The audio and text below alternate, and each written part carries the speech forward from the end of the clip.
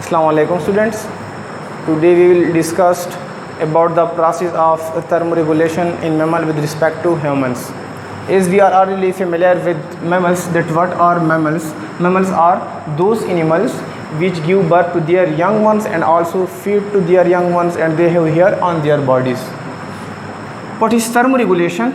We are several times discussed in previous topics that thermoregulation is the maintenance of body heat, body temperature.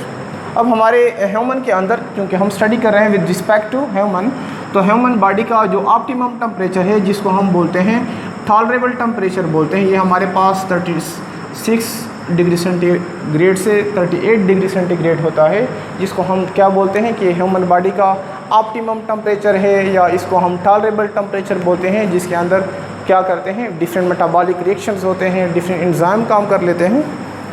अब human के अंदर ये heat कौन control करता है? प्रीवियस टॉपिक में हमने डिस्कस किया था इंडोथर्म्स कि इंडोथर्म्स या endothermic animals are those animals who can generate their own body heat and also maintain them. यानी इंडोथर्म क्या है? वो एनिमल्स जो कि अपने बॉडी की हीट को ख़ुद जनरेट करते हैं मेटाबॉलिज्म के प्रोसेस के ज़रिए, और उसी हीट को क्या करते हैं, मेंटेन भी कर देते हैं। यानी they generate own heat and also maintain them. उसको क्या करते हैं, जनरेट भी करते हैं और उसको मेंटेनेंस, क्योंकि इसकी मेंटेनेंस ज़रूरी है।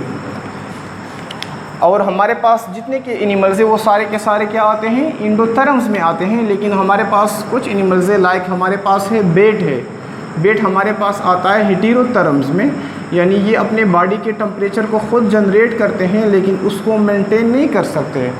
बेट क्या कर लेते हैं, यहाँ पे इंडोथर्म जनरेट भी करते हैं, मेंटेन भी कर रहे हैं। बेट भी हमारे पास मैमल है, ये जनरेट तो कर रहा है लेकिन उसको मेंटेन नहीं कर रहा।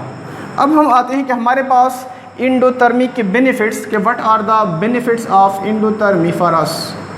बेनिफिट्स ऑफ इंडोथर्मी,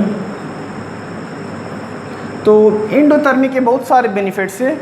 यानी इंडोथर्मी की वजह से क्या होता है, हमारा जो मेटाबॉलिक रेट होता है वो हाई होता है। We have high metabolic rate because of endothermy. High metabolic rate, high metabolic rate की वजह से बॉडी टेम्परेचर प्रोड्यूस भी होगा, मेंटेन भी होगा, लेकिन मेटाबॉलिज्म का प्रोसेस हो रहा है। हमारे लिए क्या होगी, एनर्जी 24 आवर, मतलब पूरे के वीक, पूरा साल, हर टाइम हमारे पास क्या होगी, एडवांस में वेल डेवलप्ड हमारे पास एनर्जी अवेलेबल होगी। Availability of energy around the clock. Energy around the clock का ये मतलब है कि हर टाइम हमारे पास एनर्जी मौजूद होती है, एनर्जी की कमी हमें नहीं रहती। इसी इंडोथर्मी की वजह से जो इंडोथर्मिक एनिमल्स है, लाइक बर्ड्स हो गए, मैमल्स हो गए, वो क्या होते हैं, वेल एडाप्टेड होते हैं। इनके अंदर एडाप्टेशन होती है, यानी वो लोअर टेम्परेचर पर भी सर्वाइव कर सकते हैं और ये हाई टेम्परेचर में भी सर्वाइव कर सकते हैं। कि अगर टेम्परेचर कम है, सराउंडिंग का, एक्सटर्नल इन्वायरमेंट का टेम्परेचर क्या हो गया, लो हो गया, डाउन हो गया, इनके बॉडी का टेम्परेचर वही रहेगा जो कि नॉर्मल, जो ऑप्टिमम बॉडी का टेम्परेचर है। इस तरह अगर ये ऐसे एरिया में या सराउंडिंग का टेम्परेचर, एक्सटर्नल इन्वायरमेंट टेम्परेचर क्या हो गया, इंक्रीज़ हो गया, वो अपने बॉडी के टेम्परेचर को क्या करेंगे, वही मेंटेन करेंगे। तो ये इनके अंदर क्या होंगे, वेल एडाप्टेशन होंगी। And because of this high metabolic rate and high availability of energy and well adapted to lower and high temperature, they are well distributed around the earth. So there is huge biodiversity present between the endothermic animals. Biodiversity is the combination of two words. Bio mean life या living organism, where diversity mean variations. It means that there is variations among the birds and mammals and they are present in different geographical and biogeographical region of the world. कि हमारे पास क्या है, biodiversity, यानी जो birds हैं and mammals हैं ये कहाँ है, डिस्ट्रीब्यूट होते हैं। अब एनिमल्स थर्मोरेगुलेशन के प्रोसेस को हमारे पास जो मैमल्स हैं वो किस तरह मेंटेन करते हैं, ये किस तरह मेंटेन करते हैं, क्योंकि इनके अंदर क्या होता है, ये बॉडी के ज़रिए हीट को गेन भी कर देते हैं, हीट को लॉस भी कर लेते हैं। और एक प्रोसेस है हमारे पास जिसको हम नाम देते हैं thermogenesis. Thermogenesis. Thermogenesis is the combination of two words. Thermo mean temperature, whereas genesis mean production. The process or the way of a heat production inside the body. यानी बॉडी के अंदर जब हीट पैदा होता है, इस हीट के production को, जब बॉडी हीट को प्रोड्यूस कर रहा है, इसको हम नाम देते हैं थर्मोजेनेसिस। अब हमारे पास 2 टाइप्स की थर्मोजेनेसिस है। The thermogenesis are divided into 2 types. एक को हम नाम देते हैं शिवरिंग थर्मोजेनेसिस, शिवरिंग थर्मोजेनेसिस बोलते हैं। दूसरे को हम नाम देते हैं non shivering thermogenesis, non shivering thermogenesis. Thermogenesis किस चीज़ को बोलते हैं, यानी हीट प्रोडक्शन को शिवरिंग थर्मोजेनेसिस। अब शिवरिंग थर्मोजेनेसिस की भी हमारे पास 2 टाइप्स के होते हैं। शिवरिंग किस चीज़ को बोलते हैं, यानी इनवॉलंटरी मस्कुलर कंट्रैक्शन को, इनवॉलंटरी मस्कुलर कंट्रैक्शन को। यानी क्या होती है, जब ठंड ज़्यादा होती है, हमारे क्या होते हैं, दांत कांपते हैं, हमारे चेन कांपते हैं, शिवरिंग, इसको क्या बोलते हैं, शिवरिंग। लेकिन वो क्या है, इनवॉलंटरी है, मसल कंट्रैक्ट हो रहे हैं, मसल की कंट्रैक्शन की वजह से बॉडी क्या कर रही है, हीट को प्रोड्यूस कर रही है। क्या है हमारे पास कि ये क्या है, मसल कंट्रैक्शंस है, मसल कंट्रैक्शन। अब मसल कंट्रैक्शन 2 टाइप्स का है, एक है इनवॉलंटरी और एक है voluntary. Involuntary which are not under the control of our will, and voluntary which are the control of our will. यानी हम क्या कर लेते हैं, मस्कुलर एक्टिविटी करते हैं, लाइक हम क्या करते हैं, रनिंग करते हैं, हम जॉगिंग करते हैं, हम जिम ज्वाइन करते हैं, डिफरेंट एक्सरसाइज करते हैं, तो इसकी वजह से हमारे क्या होते हैं, मसल कंट्रैक्ट एंड रिलैक्स होते हैं, और उसी मसल की कंट्रैक्शन एंड रिलैक्सेशन की वजह से एनर्जी पैदा होती है। दूसरा हमारे पास जो शिवरिंग थर्मोजेनेसिस है, यानी मसल की कंट्रैक्शन होती है लेकिन इनवॉलंटरी। जिस तरह के हमारे क्या होते हैं, हम कांपते रहते हैं, ये क्या कहते हैं, कांपते हैं सर्दियों में, तो उस कांपने की वजह से हमारे जो दांत होते हैं कांपते हैं ना, तो वो क्या होते हैं, मसल कंट्रैक्ट एंड रिलैक्स होते हैं, तो उसकी वजह से भी क्या होती है, बॉडी हीट पैदा करती है। यानी शिवरिंग थर्मोजेनेसिस, मसल की कंट्रैक्शन की वजह से हीट का पैदा होना। Is it clear. Second number पे हमारे पास है non shivering thermogenesis. Is clear from it name, non shivering, यानी इसमें मसल की मूवमेंट यानी मसल की कंट्रैक्शन नहीं होती, कांपना शिवरिंग बोलते हैं, कांपने को बोलते हैं। इसमें क्या इन्वॉल्व होते हैं, इसमें हमारे पास इन्वॉल्व होते हैं हार्मोन्स इन्वॉल्व होते हैं। What are hormone, hormone are the chemical messengers release from endocrine glands, they are ductless glands. Hormone क्या होते हैं, हमारे बॉडी में डिफरेंट ग्लैंड से नेक्स्ट चैप्टर में डिटेल से हम डिस्कस करेंगे। जिस तरह के हमारे पास एक ग्लैंड है, थायराइड ग्लैंड है। थायराइड ग्लैंड कहाँ पे मौजूद है, हमारे नेक रीजन में मौजूद है। तो थायराइड ग्लैंड एक हार्मोन है, उसको पैदा करते हैं, और उस हार्मोन का नाम है थायरॉक्सिन। क्या नाम है, थायरॉक्सिन। थायरॉक्सिन क्या कर लेता है, ये मेटाबॉलिज्म के प्रोसेस को इन्हांस करता है। Thyroxine enhance the process of metabolism, उसको बढ़ा देता है, उसको इन्हांस कर देता है।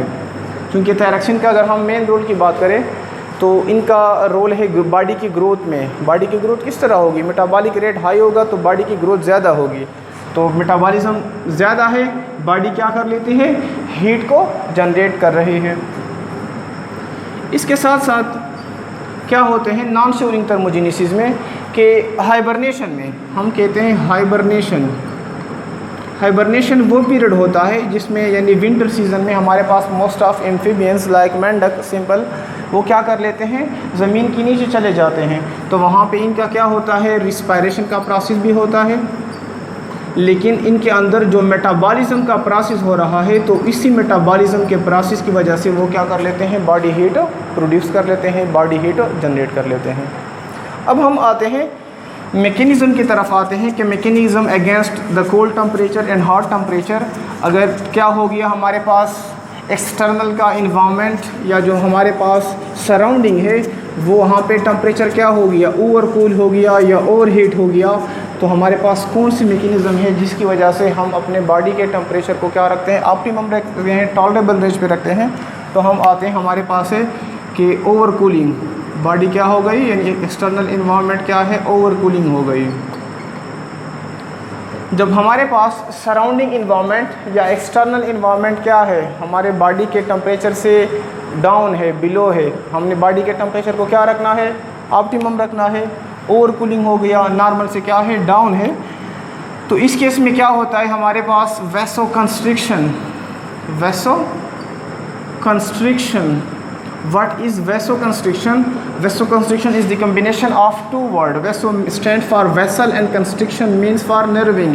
यानी इसमें हमारे ब्लड वेसल क्या होते हैं, नैरो हो जाते हैं, इनका जो डायमीटर है वो कम हो जाता है, और जो हमारे पेरिफेरल में यानी स्किन के जो ब्लड वेसल्स है वहाँ पे क्या होता है, ब्लड प्रेशर हाई हो गया, ब्लड वेसल तंग हो गए, ब्लड प्रेशर हाई हो गया, और उसी हाई ब्लड प्रेशर की वजह से क्या होता है, हीट पैदा होता है। हाई ब्लड प्रेशर, एक तो हीट पैदा होता है, सेकंड ये होता है क्योंकि स्किन में, स्किन हमारे पास क्या है, सबसे लार्जेस्ट ऑर्गन है, तो वहाँ पे क्या होती है, स्वेटिंग नहीं होती।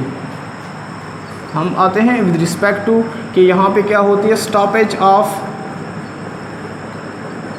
स्वेटिंग। स्टॉप यानी क्या हो गया, टेम्परेचर कम है तो हमारे जो स्वेट ग्लैंड्स है वो इनएक्टिव होते हैं, यानी वो स्वेट को खारिज नहीं करते। इस केस में क्या होता है, हमारे पास लेस यूरिनेशन नहीं, यहाँ पे होगा एक्सेस यूरिनेशन होगा, एक्सेस यूरिनेशन। टेम्परेचर क्या है, कम है, क्या हो गया, कम हो गया, पसीना नहीं निकल रहा, पसीना नहीं निकल रहा, वाटर लॉस नहीं हो रहा, लिहाजा बॉडी के अंदर पानी की कंसंट्रेशन बढ़ गई, पानी की कंसंट्रेशन बढ़ गई, यूरिन की कंसंट्रेशन ज़्यादा होगी, यूरिन की कंसंट्रेशन ज़्यादा होगी, हमारे पास क्या होगा, एक्सेस क्या होगी, यूरिनेशन होगी। इसके साथ साथ कुछ एनिमल्स में क्या होते हैं, फैट्स के लेयर्स होते हैं, क्या होते हैं, फैट लेयर्स होते हैं। फैट लेयर के भी हमारे पास टू टाइप्स के लेयर्स हैं, एक को हम बोलते हैं वाइट फैट बोलते हैं, एक को हम नाम देते हैं ब्राउन फैट। इनमें डिफरेंस, वाइट फैट ये हमारे लिए नुकसानदेह होता है, ओबेसिटी को काज कर लेता है, हार्ट डिजीज़ काज होते हैं, हाइपरटेंशन को काज कर लेता है। जो कि जो ब्राउन फैट होता है वो क्या कर लेता है, हमारे बॉडी के अंदर हीट को क्या कर लेते हैं, हीट प्रोड्यूस, यानी वो एक इंसुलेटर का काम कर लेता है और बॉडी से हीट को डिसिपेट या हीट को लॉस नहीं करते। तो क्या होते हैं, फैट लेयर से ज़्यादातर कौन से हैं, ब्राउन फैट लेयर है, ब्राउन फैट है, और ब्राउन फैट हीट को इस वजह से लॉस नहीं कर रहे बल्कि ये हीट को जनरेट कर रहे हैं क्योंकि इसमें माइटोकॉन्ड्रिया का तादाद ज़्यादा होता है, और माइटोकॉन्ड्रिया की वजह से क्या होती है, रिस्पायरेशन का अमल क्या होगा, इनके अंदर ज़्यादा होगा, जिसकी वजह से हीट पैदा कर लेते हैं। इसके साथ साथ हमारे पास एक है the most important blubber. Blubber क्या होता है, हमारे पास वेल्स में एंड सील्स में, क्योंकि ये हमारे पास सी वाटर में, मेरीन वाटर में होते हैं, ओशन में होते हैं, और वो काफ़ी डेप्थ पे होते हैं। वेल्स एंड सील हमारे पास क्या है, मैमल्स हैं। अब चूँकि नीचे समंदर का जो टेम्परेचर है वो क्या होता है, काफ़ी डाउन होता है, लेकिन ब्लबर क्या है, एक थिक लेयर है फैट की, क्या है, थिक लेयर है, blubber is the thick layer of fat. Blubber thick layer of fats, इनके अंदर वो मौजूद होती है, और वो ब्लबर क्या कर लेता है, बॉडी के टेम्परेचर को, यानी ये क्या कर लेते हैं, मेंटेन कर लेते हैं। अब ब्लबर और वाइट फैट में डिफरेंस क्या है, ब्लबर और वाइट फैट में डिफरेंस ये है कि ब्लबर थिक होता है, क्या होता है, थिक होता है। इसके साथ साथ इसमें क्या होते हैं, नंबर ऑफ ब्लड कैपिलरीज ज़्यादा होते हैं, ब्लड कैपिलरीज ज़्यादा होते हैं, लिहाजा ये क्या कर लेते हैं, वैसोकंस्ट्रिक्शन इनके अंदर ज़्यादा होती है, वैसोकंस्ट्रिक्शन के अंदर ये क्या कर लेते हैं, हीट को जनरेट कर देते हैं। इसके साथ साथ हमारे पास है कॉन्सिक्वस कंट्रोल, इसको हम नाम देते हैं कॉन्सिक्वस कंट्रोल। यानी ह्यूमन के अंदर क्या है, सबको जब सर्दी ज़्यादा हो जाती है हम क्या कहते हैं, गर्म कपड़े पहनते हैं, ऐसे खुराक खाते हैं जो कि हमारे बॉडी को हीट देते हैं, सूरज की रोशनी में हम बैठते हैं, ठीक है, इसके साथ आग के पास बैठते हैं, हीटर लगाते हैं, तो ये क्या हो गया, कॉन्सिक्वेंस कंट्रोल हो गया। और ये सारी वो मैकेनिज़्म हो गए जिसके ज़रिए हम ओवर कूलिंग को क्या कर लेते हैं, ओवर कूलिंग में अपने बॉडी के टेम्परेचर को मेंटेन रखते हैं। इसके बाद अगर क्या है, टेम्परेचर हो गया यानी हॉट हो गया, एक्सटर्नल का टेम्परेचर वार्म हो गया, तो कौन से मैकेनिज़्म से बॉडी के अंदर जो कि उस टेम्परेचर के अगेंस्ट काम करते हैं, वार्म या हॉट टेम्परेचर, वार्म या हॉट टेम्परेचर। इस केस में जो सबसे हमारे पास है वो है वेसो, वहाँ पे था वेसो कंस्ट्रिक्शन, यहाँ पे हमारे पास है vasodilation. Vasodilation is the combination of two word, vaso stand for vessel, where as dilation stand for enlargement, यानी यहाँ पे हमारे पास क्या होती है, widening and dilation of blood vessels, dilation of blood vessels. अब हमारे स्किन के पेरिफेरल में जो ब्लड वेसल्स होते हैं वो क्या होते हैं, डायलेट हो जाते हैं, डायलेट हो जाते हैं तो स्किन के पास आ जाते हैं, और इस तरह मैक्सिमम अमाउंट ऑफ हीट को क्या कर लेते हैं, खारिज कर लेते हैं। यानी स्किन के अंदर जो स्वेट ग्लैंड्स है वो एक्टिवेट हो जाते हैं, स्वेट ग्लैंड एक्टिवेट हो गए तो वो स्वेट को खारिज कर लेते हैं, जिसकी वजह से बॉडी के अंदर increase cooling effect, cooling effect क्या होता है, बढ़ जाता है। हमने डिस्कस किया था हमारे पास बर्ड्स लाइक डॉग्स और कुछ डॉग्स है, इसमें एक मैकेनिज़्म है जिसको हम बोलते हैं पॉन्टिंग। गर्मी में तुम लोगों ने कॉमन ऑब्जर्वेशन की बात है, कुत्ते क्या कर लेते हैं, अपने ज़बान को बाहर निकालते हैं। क्यों निकालते हैं, क्योंकि इनकी रिस्पायरेटरी ट्रैक्ट की वजह से वो क्या कर लेते हैं, वाटर को बाहर लेके जाते हैं, बॉडी से हीट को खारिज कर लेते हैं, और फिर अपनी ज़बान को यानी वो ठंडा होगी अंदर लेके आते हैं, जिसकी वजह से इनके बॉडी के अंदर क्या होता है, थर्मो रेगुलेशन का प्रोसेस होता है। इसमें हमारे पास क्या है, लेस यूरिनेशन होगी, यानी यूरिन कम एक्सक्रीट होगा। क्यों कम होगा, मैक्सिमम वाटर लॉस हो रही है स्वेटिंग की वजह से, बॉडी के अंदर पानी की ऑलरेडी कमी है, यूरिन फॉर्मेशन के लिए क्या है, वाटर नहीं है, तो उस केस में क्या होगा, यूरिनेशन क्या होगी, कम होगी। अगर हम बात करें कॉन्सिक्वेंस कंट्रोल की, तो कॉन्सिक्वेंस कंट्रोल कॉमन सी बात है कि हमारे पास क्या है, गर्मी ज़्यादा हो गई, हम ऐसे कपड़े पहनते हैं, बारीक से कपड़े पहनते हैं, लाइट कलर के कपड़े पहनते हैं, दरख्तों की छाँव में बैठते हैं, पंखे लगाते हैं, एसी में बैठ जाते हैं, तो ये क्या है, कॉन्सिक्वेंस कंट्रोल है। अब ये जो मैकेनिज़्म हमने पढ़ लिए, ये बर्ड्स के और मैमल्स के स्पीशीज़ टू स्पीशीज़ क्या कर लेते हैं, वेरी करते हैं। लाइक एलिफेंट की अगर मैं बात करूँ तो एलिफेंट के बॉडी के ऊपर क्या है, फैटी लेयर है। अब बॉडी का टेम्परेचर ज़्यादा हो गया तो वो तो इनके अंदर तो वेसोडाइलेशन नहीं हो सकती, अगर वेसोडाइलेशन हो भी जाए वो क्या कर लेते हैं, बॉडी की हीट को लॉस नहीं कर सकते, लिहाजा इनके जो बड़े बड़े कान होते हैं, बड़े बड़े कानों को क्या कर लेते हैं, मारते हैं। वहाँ पे इनके सिर्फ कानों में जो ब्लड वेसल होते हैं वो स्किन के नज़दीक होते हैं, वहाँ पे क्या कर लेते हैं, हीट को लॉस कर लेते हैं, और इसी कानों की वजह से यानी वो अपने आप को एक किस्म का पंखा देते हैं, हवा के ज़रिए उनकी बॉडी का टेम्परेचर क्या होता है, कम हो जाता है। इसके बाद हम आते हैं हमारे पास यानी थर्मोस्टेट का या फीडबैक कंट्रोल सिस्टम, उसके ज़रिए हम अपने बॉडी के टेम्परेचर को किस तरह मेंटेन करते हैं। ये वाला टॉपिक हमने होम्योस्टेसिस के लेक्चर नंबर 1 में काफ़ी डिटेल से पढ़ा हुआ है, वहाँ पे हर एक चीज़ अवेलेबल है, लेकिन फिर भी थोड़ा बहुत रिवाइज कर लेते हैं कि what is feedback mechanism. Feedback mechanism when the product is controlled by its own production, when the product is controlled by its own production. अब क्या होता है, यहाँ पे देखिए हमारे बॉडी का जो नॉर्मल टेम्परेचर है, जो ऑप्टिमम टेम्परेचर है वो है 37 डिग्री सेंटीग्रेड, और हमारे बॉडी के अंदर टेम्परेचर को कौन कंट्रोल करता है, ब्रेन है। ब्रेन का ब्रेन का एक पार्ट है जिसको हम नाम देते हैं हाइपोथैलेमस। क्या नाम देते हैं, हाइपोथैलेमस।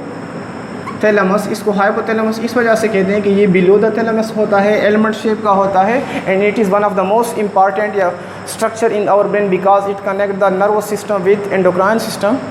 तो हाइपोथैलेमस कंट्रोल कर रहा है बॉडी के टेम्परेचर को, यानी हाइपोथैलेमस हमने डिस्कस किया था लेक्चर नंबर 1 पे कि हमारे पास क्या है, एक किस्म का सेट पॉइंट है। और सेट पॉइंट क्या है, हमारी बॉडी का जो सेट पॉइंट या सेट टेम्परेचर है वो है 37 डिग्री सेंटीग्रेड। अब क्या हो रहा है, दो केसेस होंगे, या टेम्परेचर इससे हाई जाएगा या इनसे क्या जाएगा, लो जाएगा। अब बॉडी के अंदर क्या है, टेम्परेचर 37 से अप हो गया, टेम्परेचर ज़्यादा हो गया। क्या हो गया, टेम्परेचर ज़्यादा हो गया। तो हमारी स्किन में लगे होते हैं थर्मोरिसेप्टर्स जो कि डिटेक्ट करते हैं, टेम्परेचर को डिटेक्ट कर लेते हैं। स्किन से मैसेज चला जाता है हाइपोथैलेमस में, स्किन से मैसेज चला जाता है हाइपोथैलेमस में। स्किन में लगे होते हैं थर्मोरिसेप्टर जो कि टेम्परेचर को डिटेक्ट कर लेते हैं। हाइपोथैलेमस को कहते हैं कि जनाबे वाला बॉडी का टेम्परेचर 37 से ज़्यादा हो गया, लिहाजा इनके लिए कोई मेकनिज़म करो ताकि ये आ जाए वापस 37 पे। तो हाइपोथैलेमस क्या कर लेता है, हाइपोथैलेमस दो काम करता है। पहले ये काम कर लेता है वैसोडाइलेशन का, यानी टेम्परेचर ज़्यादा हो गया है, क्या कर लेते हैं, ब्लड वेसल की डायलेशन हो रही, डायलेशन होगी तो क्या होगा, हीटिंग मतलब हीट लॉस्ट होगा। सेकंड नंबर पे ये हाइपोथैलेमस ऑर्डर जारी कर देता है स्वेट ग्लैंड्स को। स्वेट ग्लैंड क्या होते हैं, एक्टिवेट होते हैं और इनकी एक्टिवेशन की वजह से कूलिंग इफेक्ट पैदा होता है। जब बॉडी का टेम्परेचर वापस 37 पे आता है, ये क्या कर लेते हैं, स्टॉप कर देते हैं, यानी वो क्या कर लेते हैं, इस कूलिंग इफेक्ट को स्टॉप कर देते हैं, कूलिंग मैकेनिज़्म को स्टॉप कर लेते हैं और दोबारा से बॉडी का टेम्परेचर 37 पे आता है। इसको हम कहते हैं नेगेटिव फीडबैक। हमने लेक्चर नंबर 1 में काफ़ी डिटेल में पढ़ा है कि नेगेटिव फीडबैक मैकेनिज़्म क्या है एंड पॉजिटिव फीडबैक मैकेनिज़्म क्या है। अब इन केस ऑफ टेम्परेचर क्या है, हमारे पास 37 से नीचे आ गया, क्या है ये हमारे पास 37 से डाउन आ गया। तो इस तरह स्किन के अंदर क्या होते हैं, कोल्ड थर्मोरिसेप्टर होते हैं जो कि क्या कर लेते हैं, कोल्ड टेम्परेचर को डिटेक्ट कर लेते हैं। स्किन से मैसेज चला गया, रिसेप्टर से चला जाता है हाइपोथैलेमस में। हाइपोथैलेमस में हमारा सेट पॉइंट क्या है, 37 है। हाइपोथैलेमस को बता देता है कि जनाबे वाला बॉडी का टेम्परेचर तो 37 से नीचे आ गया, लिहाजा उसको 37 पे लेके जाओ। हाइपोथैलेमस क्या कर लेता है, फर्स्ट ऑफ ऑल ये कर लेता है वैसो कंस्ट्रिक्शन करता है, वैसो कंस्ट्रिक्शन कर लेता है, यानी हमारे जो ब्लड वेसल्स हैं उसको उनका जो डायमीटर है वो कम कर लेता है, जिसकी वजह से ब्लड प्रेशर हाई होता है। ब्लड प्रेशर हाई हो गया तो हीट लॉस क्या होगा, मिनिमम होगा। साथ साथ में ये शिवरिंग के प्रोसेस को एक्टिवेट कर लेते हैं, यानी इनवॉलंटरी कंट्रैक्शन ऑफ मसल होता है जिसकी वजह से हीट पैदा होता है। तो इसको हमने लेक्चर नंबर 1 में डिटेल से डिस्कस किया। इसके बाद हमारे पास एक छोटा सा टॉपिक है पायरेक्सिया। पायरेक्सिया क्या होता है, यानी जब हमारे बॉडी का टेम्परेचर इंक्रीज़ हो जाता है। इंक्रीज़ क्यों होगा, हाइपोथैलेमस जिसको हमने सेट पॉइंट का नाम दिया था वो डिस्टर्ब हो गया। किस तरह डिस्टर्ब होगा, इनको हम कहते हैं pyrogens. Pyrogens, pyrogen is the combination of two words. Pyro बोलते हैं हीट को बोलते हैं, जेंस बोलते हैं जनरेशन को, यानी हीट को जनरेशन। हीट की जनरेशन किस तरह कर लेते हैं, अगर बॉडी के अंदर क्या आ गया, कोई बैक्टीरियल इन्फेक्शन बॉडी के अंदर पैदा हो गया या बॉडी सराउंडिंग से कोई वायरस आ गए, तो वो वायरस क्या कर लेते हैं, केमिकल पैदा कर लेते हैं। क्या पैदा करते हैं, केमिकल पैदा करते हैं, और वो केमिकल हाइपोथैलेमस को डिस्टर्ब करते हैं, जिसकी वजह से जो सेट पॉइंट है वो क्या हो जाता है, हाई हो जाता है। दो केसेस में होगा, एक हमारे पास है पायरोजन के भी 2 टाइप्स है, एक है एक्सोजन से हमारे पास और एक है इंडोजन से। एक्सोजन में हमारे पास आते हैं बैक्टीरिया कि यानी बाहर से कोई माइक्रो ऑर्गेनिज्म आ गए जो कि इन्फेक्शन को काज कर रहे हैं, या वायरस से अब इसी ने केमिकल पैदा किया जिसकी वजह से सेट पॉइंट क्या हो गया, डिस्टर्ब हो गया। एंडोजन क्या होगा कि जब बैक्टीरिया या वायरस बॉडी के अंदर आ गए, जो हमारे वाइट ब्लड सेल्स है जो कि क्या काम करते हैं, बॉडी डिफेंस सिस्टम का काम कर लेते हैं, लिहाजा जो ल्यूकोसाइड से वो केमिकल को पैदा कर लेते हैं अगेंस्ट द वायरस और बैक्टीरिया, तो वो भी क्या कर लेते हैं, हाइपोथैलेमस जो सेट पॉइंट है उसको डिस्टर्ब कर लेते हैं। अब अगर बॉडी का टेम्परेचर यानी इन्फेक्शन की वजह से इंक्रीज़ हो गया तो ये क्या है, बॉडी के लिए फ़ायदेमंद है, लेकिन अगर उस केस में क्या है, बॉडी का मेटाबॉलिज्म हमारा यानी डाइजेस्टिव सिस्टम ख़राब है, मेटाबॉलिज्म सिस्टम हमारा डिस्टर्ब है या बॉडी एनर्जी को कम पैदा कर रही है, तो फिर हमें क्या करना चाहिए, हमें जो कंसल्टेंट्स हैं, हमारे जो फिजिशियंस हैं, हमारे जो डॉक्टर्स हैं, उसके पास जाना चाहिए जो कि हमें ट्रीट करेंगे अगेंस्ट द इन्फेक्शंस। यहाँ पे हमारा जो चैप्टर नंबर 15 होम्योस्टेसिस है वो एंड हो गया। होप कि तुम लोग को समझ आ गया होगा। इस चैप्टर के हवाले से अगर कोई भी क्वेश्चन है तो तुम लोग कर सकते हैं। तो अपना बहुत सारा ख्याल रखिएगा। That's all about the lecture.